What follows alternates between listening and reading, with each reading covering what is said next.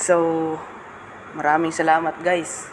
Gusto ko kayong pasalamatan kasi yung aming YouTube channel kahit papano nadadagdagan na.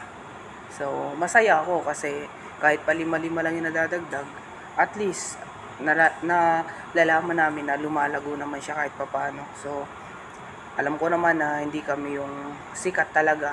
Kaya hindi ako nag-expect na kada araw may madadagdag, kada minuto o kada months pa naman yan. So, hindi ako umasa na ganun karami.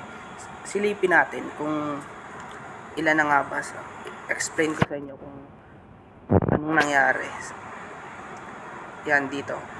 Dito dati, naalala ko pa nun, ano pa to, mga 732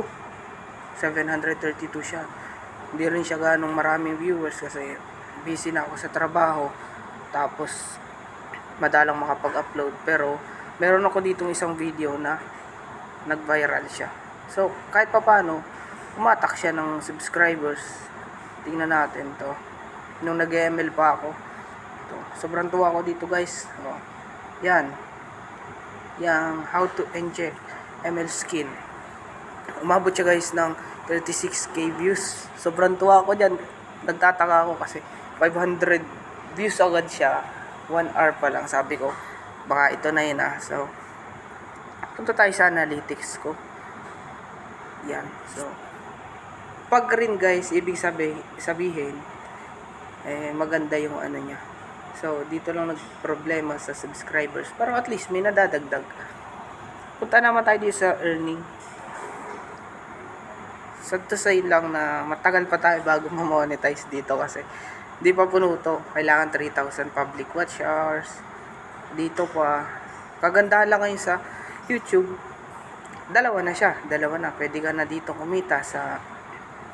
Ito talaga yung nauna eh. Ito yung dati. Tapos yan, yung sa Reels. Ito ata yung sa Reels.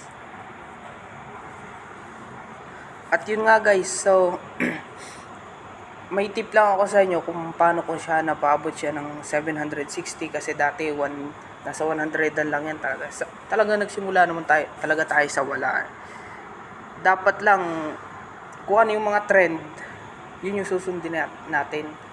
Kumbaga makiayon tayo. Yun yung i-content natin para at least pag nagse-search sila may recommend yun. At yun, sana may natutunan kayo kahit pa paano. Maraming salamat.